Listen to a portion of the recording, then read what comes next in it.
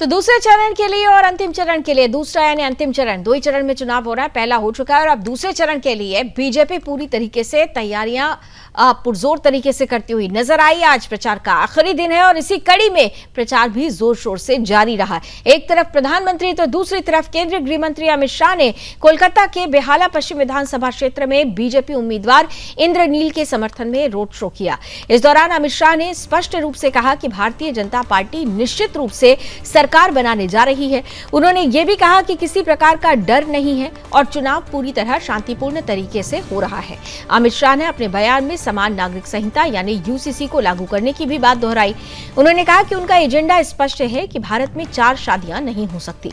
इसके साथ ही उन्होंने ये भी दावा किया कि अभी तक चुनाव के दौरान किसी भी प्रकार की बड़ी हिंसा की घटना सामने नहीं आई है और एक भी व्यक्ति की मृत्यु नहीं हुई है। उनके अनुसार चुनाव पूरी तरह शांतिपूर्ण माहौल में संपन्न हो रहा है।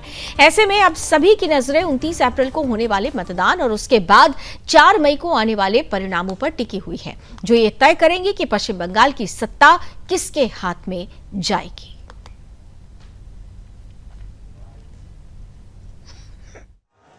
निश्चित रूप से भारतीय जनता पार्टी की सरकार बनने जा रही है। कहाँ भाई, करना ही है, हमें यूसीसी लागू करना ही है।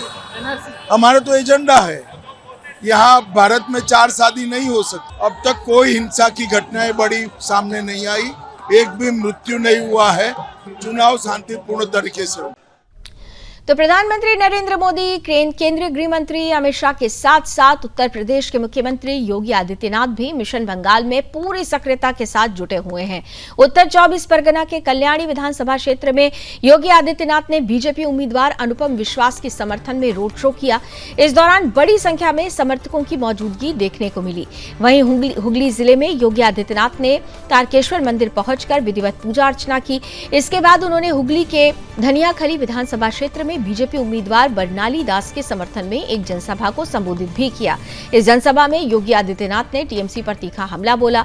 उन्होंने कहा कि जो बंगाल एक समय अपनी संस्कृति के लिए जाना जाता था, आज उसी बंगाल में जय श्री राम का नारा लगाने पर आपत्ति जताई जाती है। उन्होंने ये भी आरोप लगाया कि पहले कांग्रेस, फिर कम्युनिस्ट और अब तृणमूल कांग्रेस ने मिलकर बंगाल को कंगाल बना दिया है। साथ ही उन्होंने ये भी कहा कि यहाँ भारत की सनातन परंपरा के बारे में बोलने से रोका जाता है। योगी आदित्यनाथ ने अपने बयान में यह भी कहा कि ममता दीदी सड़कों पर नमाज पढ़ाती हैं और इफ्तारी की दावत कराती हैं और इस पूरे मुद्दे पर तृणमूल कांग्रेस मौन बनी हुई है।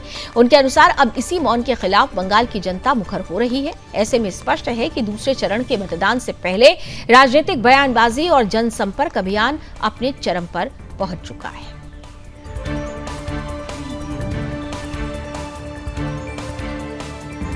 काल की धरा है जिसने जगदीश चंद्र बसु जैसा वैज्ञानिक दिया, सत्येंद्रनाथ बसु जैसा महान क्रांतिकारी दिया, जिसने विपिन चंद्र पाल दिए और जिसने भारत के युवाओं की भुजाओं में एक नया ओज और तेज पैदा करने वाले नेताजी सुभाष चंद्र बोस जैसा महान नेता भारत को दिया। नेताजी ने कहा था, तुम मुझे खून दो, मैं तुम्हें आजादी दूंगा। बहनों और भाइयों, नेताजी भारत की आजादी के लिए भारत के युवाओं का आह्वान करते हैं। पूरे भारत का युवा एकत्र होकर के नेताजी के साथ चला था। ज्यादा समय तक ब्रिटिशर भारत को गुलाम नहीं बना पाए। भारत आजाद हुआ। ये वही धरा है जिसने 1857 में भारत के प्रथम स्वातंत्र समर की